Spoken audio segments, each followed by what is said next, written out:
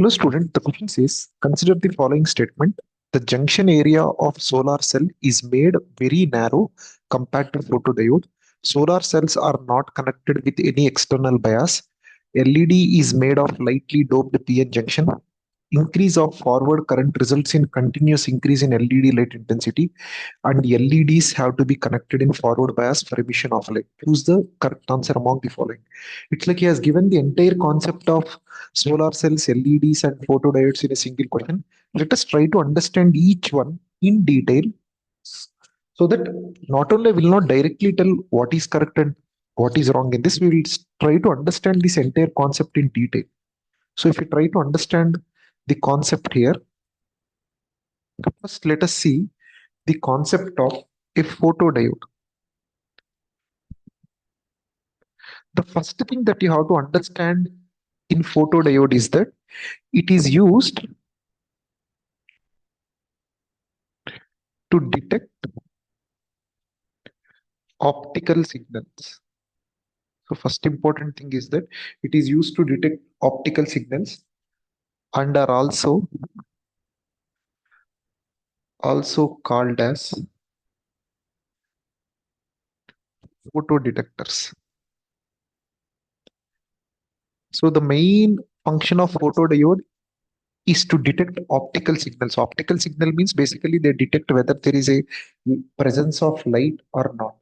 And this is basically a special purpose PN junction diode. So it's a special purpose PN junction diode. And let us look at what is the symbol of this. So the symbol of this would be, you take a regular diode symbol only. This is P side and this is N side. And remember, this is not the symbol of PN junction diode. If you are talking about PN junction diode, this has to be a bold one.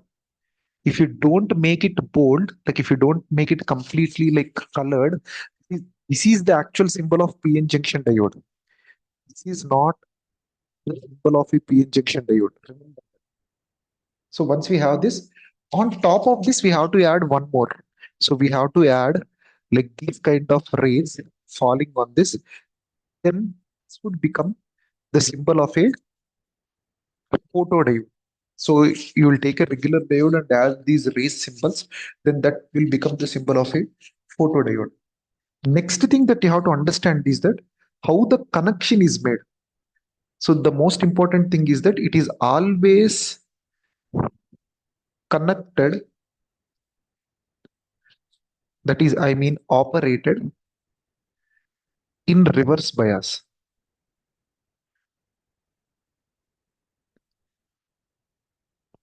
I think there is something else that operates in reverse bias, that is Zener diode. Zener diode also operates in reverse bias.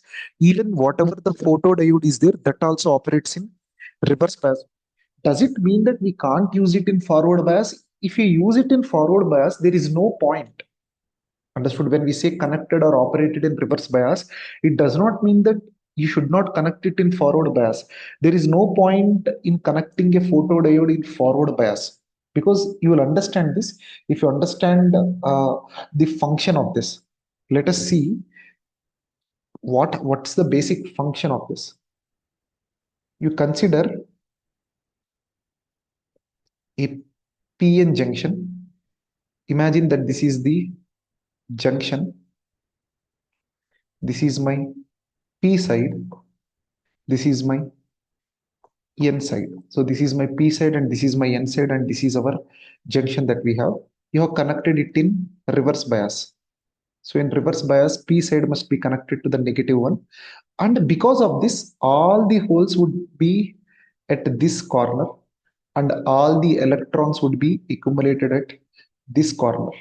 And in this way, let us assume like all the holes are accumulated in this end and the electrons are accumulated at this end.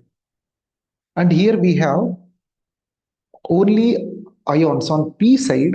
Remember, on P side we get negative ions. On N side we have positive ions. So this is how we have a typical PN junction diode. Now in this photodiode, what happened is that whenever there would be light falling on this area, So as soon as light will fall on this area, on this exactly on the junction, most of the light would fall on this junction. So whenever light falls on this, we know that there is something called valence band and there is something called conduction band.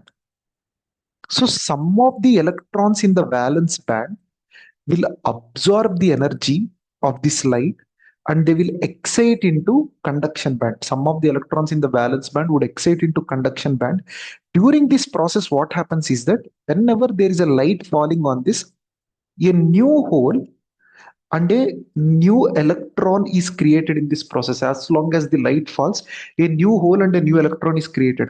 And we know what is the direction of electric field inside this. The direction of electric field is from n to p side, because we have positive ions here, we have negative ions here. This is the direction of electric field. And if the electric field is in this direction, and if you have a new electron that gets created, what's the direction of force? We know F equals to Q into E bar. On an electron, the direction of force would be opposite to the direction of electric field. So if I write what is the force on the electron vectorially, it will be Q into E bar. The charge of the electron is minus C into E bar. So indirectly, the force on the electron is opposite to the electric field.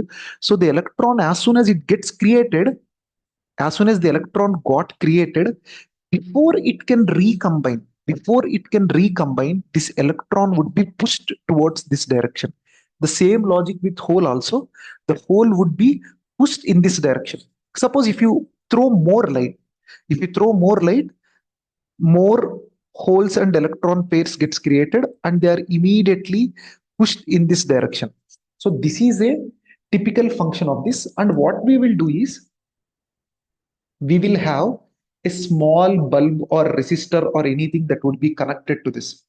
And there would be, like, let us say if you want to measure what is the amount of current, we have a microampere that is present. And we know generally in reverse bias, we have, if we try to draw the graph between current versus voltage, in reverse bias we have a saturation current. When nothing is connected, we have a saturation current. So this will be the value of the saturation current. So this line, let me call it as I saturation. Now suddenly when you are throwing the light, a new hole and electrons are getting created, and holes are moving towards the left and electrons are moving towards the right. Hole is moving towards left, electron is moving towards right. And we know the direction of current is opposite to the direction of the flow of electrons. Since the electron is going towards the right, I can indirectly tell in this PN junction, so this is the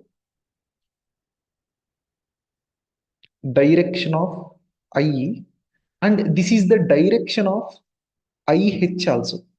So both IE, due to electrons also the current is flowing in this direction, due to holes also the current is flowing in this direction. That means in this PN junction, we got a new reverse current because of throwing the light. Already, even without throwing light also, there is a saturation current. But because of throwing some light, we got new current. That means the saturation current would slightly increase because of throwing the light. Let us say as soon as you throw the light, the saturation current value would increase. Let us say we kept on increasing the intensity. This would be I saturation 1. Now you kept on increasing the intensity. That means rather than throwing one light beam, I have thrown some, let us say I have increased the intensity, some 10,000 light beams I have thrown it. Basically, you can think like 10,000 photons. So more number of photons implies more intensity. As more number of photons I throw it, then what would happen? More electron hole pairs will start to get created. But remember, whatever light that you are incidenting, it must have an energy greater than the energy required for it to excite from valence band to conduction band. Let us say you throw a photon which is a very weak photon, and if the electron cannot excite from valence band to conduction band, the whole purpose of this light is lost, right? So you should be able to throw a light which can excite this electron from this valence band to the conduction band. So once we understood this, now let us continue. As you keep on increasing more and more photons, so if intensity increases, whose intensity? Intensity of the incident light. If intensity increases, more electron hole pairs are created. So more electron hole pairs are created. And when we have more electron hole pairs, what happens is that we get Morse current. It is a current in reverse bias only. More current means don't think that it will be very, very large current. In reverse bias, the current, I think you know it, it would be in microampere. Even the ammeter that we have connected is also microampere. Let us say if originally it was zero point 0.1 microampere, it might become 0.2 microampere or 5 microampere. That means slightly in microamperes only. If you keep on increasing the intensity, so we get the same graph. Like if you keep on, this is for I saturation 2. These are the graph for different intensities. Like this is for I2, intensity 2. This is for intensity 3 and so on. So intensity 1. We can see as intensity increases, the reverse current also will keep on increasing. Now the question is, why should I connect this in reverse bias? Why can't I connect it in forward bias? The main reason is that if you connect it in forward bias, already the current is in milliamperes. In forward bias, already the current is in milliamperes. Now, because of this light falling, we will get current, but that current would be in microamperes. Think about it. Let us say in 1000 milliampere, or else let us say in 10 milliampere, we got 0.0001 extra milliampere. If I add both of them, our ammeter may not be able to recognize this small increase in value because of light. Because of light, the amount of current that we generally get is in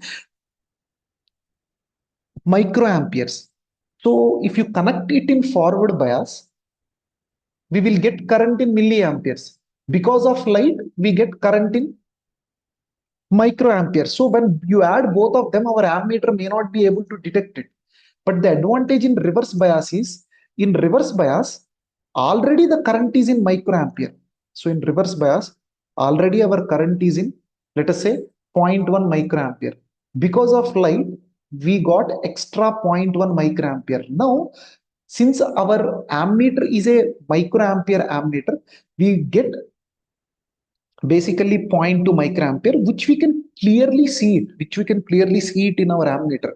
If I want to tell it in a fancy way, we can say that the change in current can easily be noticed. So basically the change in current can easily be noticed in reverse bias. So this, since change in current is easily noticed in reverse bias, we generally use it. Now, where can we uh, use these photodiodes? Wherever you need to detect whether there is a presence of light or no presence of light, we can use this. An example would be, we can use this in automatic street lights. So whenever we have an automatic street lights, we can use this. Like example, when in the morning we have more amount of light. So more amount of light means the current in the entire circuit could be in I saturated 2. As it slowly becomes night, from I saturated 2, it might switch to I saturation 1. You can design the entire circuit in such a way that if the current falls below I saturation 1 or certain amount of current in the circuit, suddenly our street light must start glowing. So you can use it in the street lights for this purpose. I hope you understood how does a photodiode works. What are the most important thing that you have to mug in photodiode is that what is the symbol of a photodiode? Why is this photodiode useful? And in which operation we connect it? In reverse bias we connect it. And why do we connect it in reverse bias? Because delta I can easily be detected. And how does the current increases? So we can think, we can summarize it in 5 important points. Okay, this would be my first point. The second point would be symbol. The third point would be always connected in reverse bias. The current and all that is not required. The graph is my fourth important thing. And what happens if intensity increases? And the last one is this one. The reason why it is connected in reverse bias, because the change in current can easily be detected in reverse bias. So these are the some of the important things we need to keep in mind while solving the problems of a photodiode. Now we will look at into the concept of a solar cell also. The next one is solar cell. So this is similar to a photodiode only. I will not get into the exact fancy diagrams of solar cell. Let us see a simple diagram of this. So if you see a solar cell, same PN junction diode, but the junction barrier would be very, very large. So the junction barrier of this would be very, very large, even so much, much larger than a photodiode. So very large junction barrier. So out of LED, we have only three devices in our syllabus. Out of LED, out of photodiode, and out of solar cell. Solar cell has the very large junction barrier. This is the most important point here. And one more is that there are two metallic contacts at the end. Here we have one contact. Here we have one contact. So basically, these metallic contacts will act as a points where charge gets accumulated. Let us not get into much details about this. The only thing you have to understand is that our photodiode is connected in reverse bias. Our solar cell is not connected to anything at all. Like just we have a specialized PN junction diode. That's it. So whenever light falls on it, imagine light is falling on this.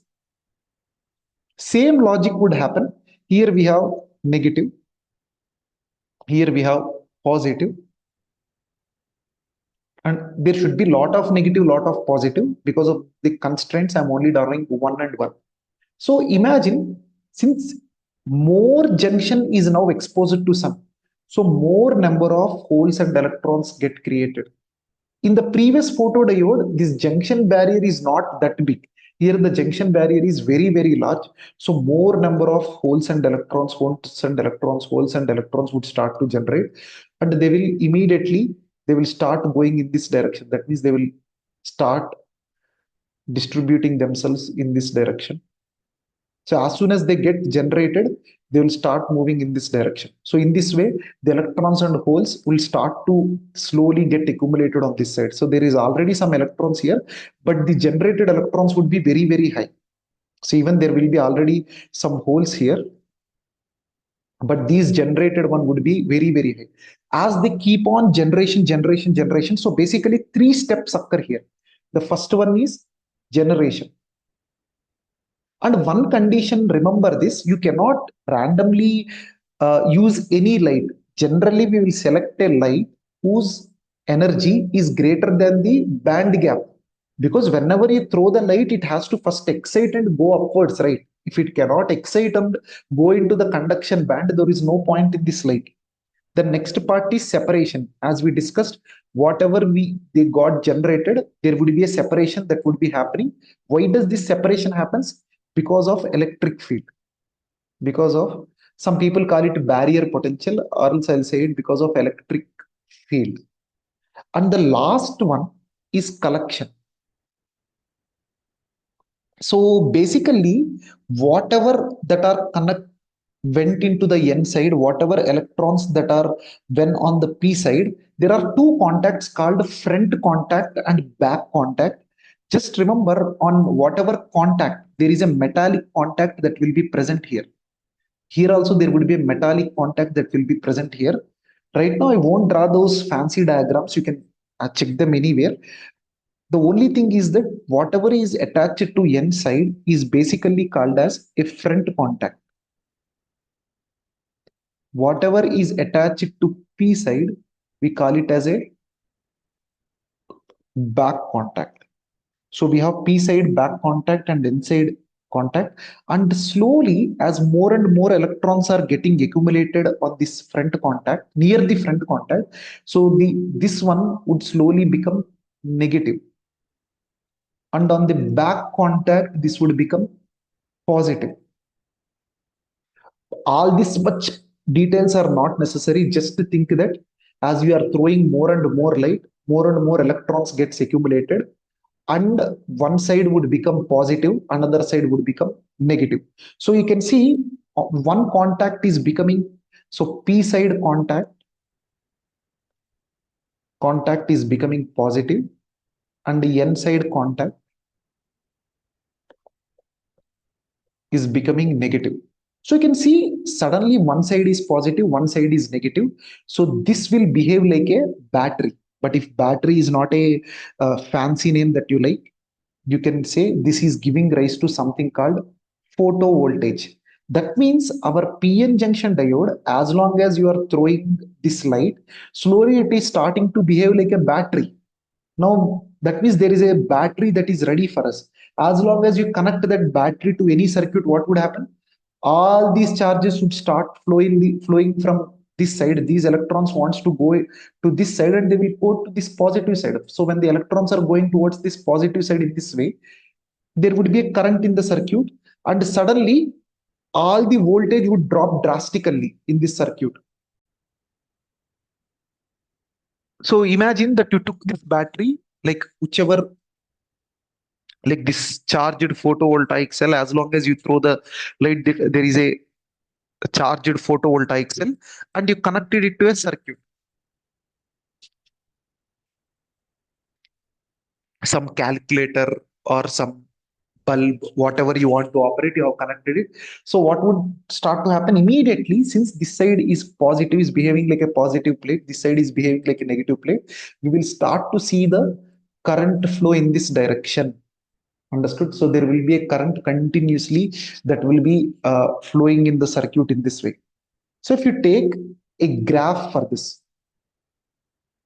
so the most important thing, this is the first point that you have to remember. In a solar cell, we have a very large junction barrier. And the next point that you have to understand is that the p side contact will behave like positive, and the n side contact behave like negative, and this is photovoltaic. This is also a point, but I'm not saying, because it is not that important. The light that you use should have minimum energy to make sure that it goes into the conduction band. Now, this is the second important point. As soon as you connect it into a circuit, we will start to get the current. But rather than this, the graph is more important. We get the graph. If you draw I versus V graph, you actually get the graph in the fourth quadrant.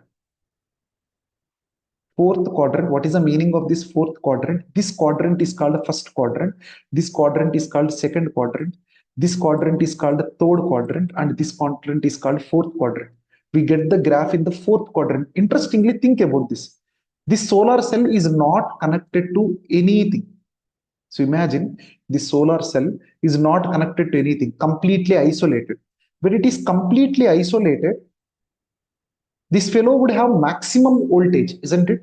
As long as the light is falling on this solar cell would have maximum voltage. That means if it is not connected to anything, and that too, the p side would be positive and the n side is negative. So p side is positive, n side is negative. Generally, when you draw IV characteristic curve, we draw the graph in this way only. The potential difference between p side and n side only. So p side would be positive. So when it is not connected to anything, we get a voltage. This is called as open circuit voltage. Open circuit means not connected to anything. So we call it as VOC.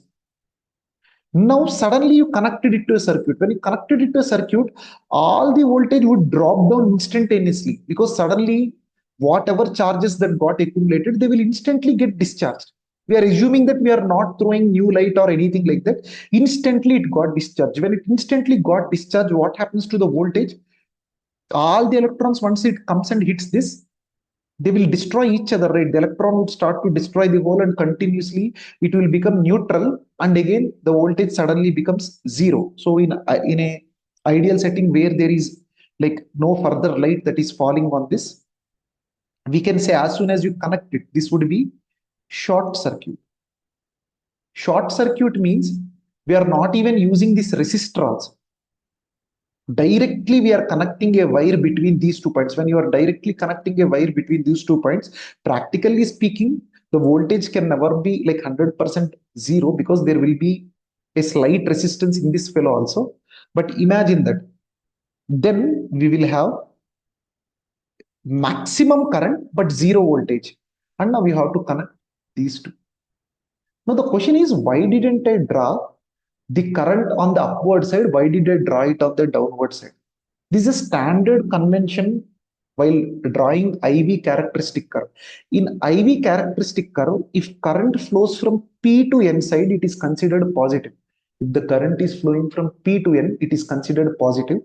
When the current is flowing from N to P, when the current looks like as though it is flowing from N to P, in this way, we generally take the current as negative. This is a standard convention. Okay.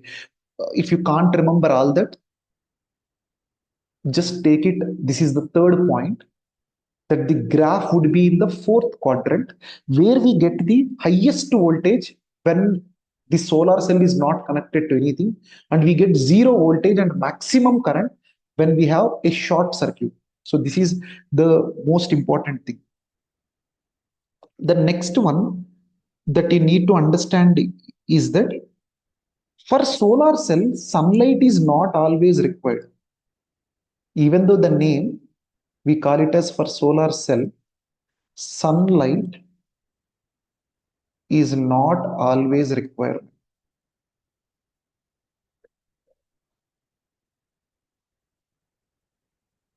Any light that can make the electron jump from this band to another band, we can use it as a solar cell. Generally, there are different solar cells that we use using silicon, GaAs, gallium arsenide, and we have cadmium, beryllium. Like we have different solar cells. Right now, that much detail is not required.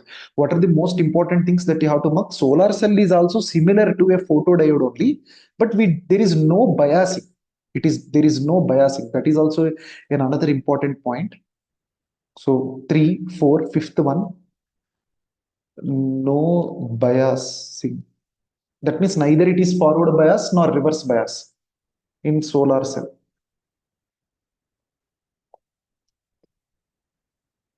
So the first point that you have to remember is that it has a very large junction barrier. There is no biasing, and on P side contact will behave like positive, and N side contact behave like negative. And one more thing is the graph. Usually, most of the competitive examinations, graph only will be asked. It will appear in the fourth quadrant. So why it is fourth quadrant, I have explained you. Generally, if P is at higher potential and N is at lower potential, we generally take it as positive voltage. This is a standard convention when drawing the VI characteristic curve, I versus V characteristic curve. And if the current is flowing in this way, when the current is flowing in this direction that I have shown, we take that current as negative current. So we get the graph in fourth quadrant. And for solar cell, sunlight is not always the requirement, and no biasing in solar cell. So this is the concept of solar cell.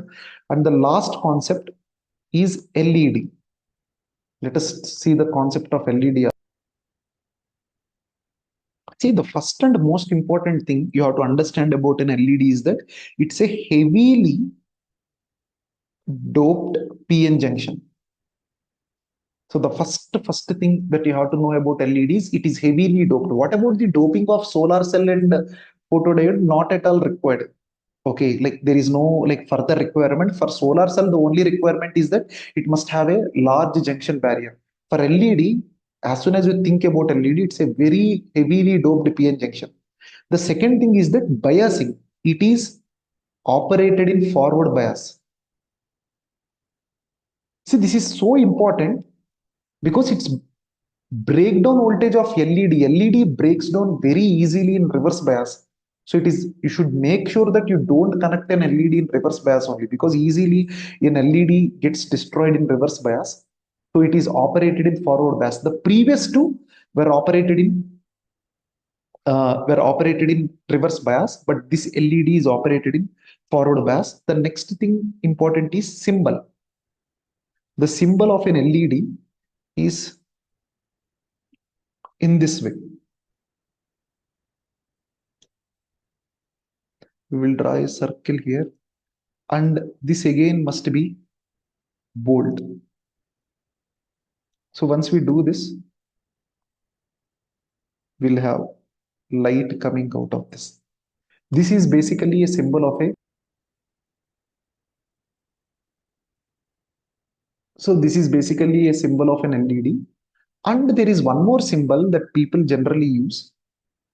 So we can draw a bulb in this way, where this bulb is placed on this, and we have a shorter leg and a larger one. In this way, we call it A and C. This shorter one, the shorter terminal corresponds to N side, and this larger one correspond to P side. I don't think they will ask you which leg corresponds to what in a competitive examination, but the symbol of this is important. And there are various things that we use to make an LED. We can use gallium arsenide, indium phosphide. These things we can use it to create an LED. Now let us see the most important working mechanism in LED. What happens? Why do we get this light in an LED? Now when you connect an LED in forward bias, we know in forward bias, electrons would start to move from one place to another place. So in forward bias, once the electron starts to move in one place to another place, something interesting would happen. We know there are some electrons in the conduction band. There are electrons in this valence band. So during forward bias, what happens is that continuously, once these electrons go from one place to another place, they will, after some time, they will de-excite also, right? During the process of de-excitation from conduction band to valence band, according to Bohr, we know whenever there is a de-excitation, there will release some energy in form of photon. So when they release the energy in the form of photon, what happens is that that photon, it will be like, photon is nothing but a light. So when an electron de-excites from conduction band to valence band, we get light from an LED. So again, I will repeat. So in forward bias, we know we have on this side, we have so many holes. And this side, we have so many electrons. And whenever you immediately connect them in the forward bias, so these electrons would start to go and they will start to combine with the holes. So during this process of electrons combining with the holes, they will de-excite from conduction band to valence band. Remember, even though it looks like as though the electron is directly going and mixing with the holes, this is not that simple. Electrons are in a different band and holes are in completely in a different band. Right now, I won't explain that in detail. Just think that the key word is that recombination. Recombination means an electron de-exciting and combining with the hole. So recombination releases energy in form of photon.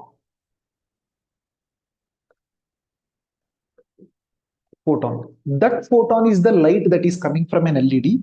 And remember, any light, any any PN junction diode will emit light, will emit photon, not exactly light. Any PN junction diode will emit photons. But those photons, whatever the electromagnetic wave coming from the PN junction diode, may not be in visible spectrum. So let us say you have a regular normal PN junction diode, you are operating it in forward bias. Actually, some kind of electromagnetic wave is coming from the PN junction diode. It may not be in visible spectrum. That's why you may not be able to see it. Then when do we call it as an LED? We will call it as an LED if the photon that is emitted by it is in the visible spectrum, that is in that Vibgyor spectrum. And the person that discovered this one also was awarded Nobel Prize. Like very recently only this LED phenomena took off. When I say recently, compared to all the other scientists in your syllabus. Now, what is resulting in the light of this recombination? What is causing this recombination, the current is causing the recombination. So the fifth important point that you have to understand is that, so if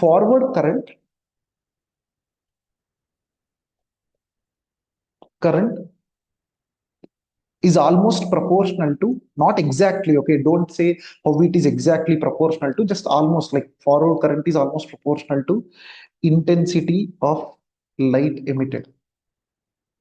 So if you have more forward current, more light emitted. That doesn't mean that if you make forward current extremely large, like it will become as intense as the sun. It is not like that. There is a limit to that also. But most normal case, we generally say if the forward current is high, the intensity of light is very high. But if the forward current becomes extremely large, suddenly the intensity might start to fall also. So general statement in most of the competitive examinations, we say if forward current is directly proportional to intensity of light. And these are the like five important points: heavily doped. And remember, it is operated in forward bias. If you connect an led in reverse bias, it has a very low breakdown voltage, so it can easily break.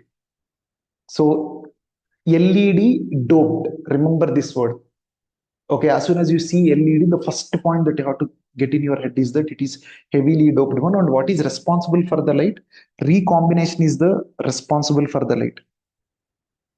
Now, another last important point is that the semiconductor used for fabrication of visible LEDs must have at least band gap of 1.8 electron volt. Because if they don't have 1.8 electron volt, because why exactly 1.8 electron volt means, you can think about this. If I try to find the wavelength that we'll get, so wavelength is equals to 1 to 400 by 1.8 electron volt angstrom by electron volt. If I do this, I'm doing this approximately. So 1 to 400 divided by 1.8, we are getting almost 6888 angstrom. That means 688 nanometer. It is close to, it is in the VIBGYOR range only, right? So generally we prefer which have a band gap of at least 1.8 electron volt, so that we can get the result in VIBGYOR range. And what are the various things that we use in an LED? We will use another thing that is asked in some of the competitive examination is what kind of compounds are used for making LED. We use a compound of gallium, arsenide, and phosphide. These three we will make combinations and we get it. Why in rest of them we did not study combinations? In this only we studied combination is that I think there was a Nobel Prize associated with this. That's why the combination of this is slightly important. And the last thing that people think is that in LED, people think that we get an exact monochromatic light. It is not exactly monochromatic light like lasers. Generally, almost monochromatic light is emitted. Almost monochromatic, not an exact monochromatic. And coming to where we use LEDs, we generally use LEDs in remote controls. and and another advantage of using LEDs is that LEDs stay for a very long time. They can instantly get turned on, they can instantly get turned off. So they have a very low operation voltage, like fast action. They instantly like uh, turn on and turn off, and they have a very long life. We use them in alarms like burglar systems and many things. Like we can use them in remotes also. You can use, actually do an experiment. You take a remote, you open your phone camera and press any button on the remote. Okay, so any button on the remote, you can see that your LED in front of the remote is glowing in the camera. Why, you might say, sir, why can't we directly see it with our eyes? Why are you telling that we have to see from the phone camera? There could be some LEDs that might be operating in infrared red range, which we are not able to see with our eyes, but our phone cameras are capable. So you try to do this experiment and check it yourself. So these are some of the important points of LEDs. Now let me just summarize all the points at one place of all the three fellows so that you can write them in your notes. Okay, this is like the summary of photodiode, solar cell, and LED. You can pause the video and you can quickly go through it. I'll just go through the points very quickly. Photodiodes are used to detect optical signals. This is the symbol of that. You can see here the light is coming from it. Here light is going away from it. This is operated in reverse bias. And I versus V characteristic is in the third quadrant. And intensity is proportional to current. Intensity is proportional to current means here light intensity, whatever, if we have more number of photons falling on this, more reverse bias current we will get. And why we use it in reverse bias? Because in reverse bias the change in current can easily be detected. Why? Because the current that we get from these photons is very large. So I won't explain the details. This is like pause it and just go through it or rewatch the video, okay, to understand about each and every point. If I again re-explain each and every point, this video is already lengthy. It will become even more lengthy. Now let us solve the actual question for which this entire concept was started. The question was, consider the following statement. So I'll take this question.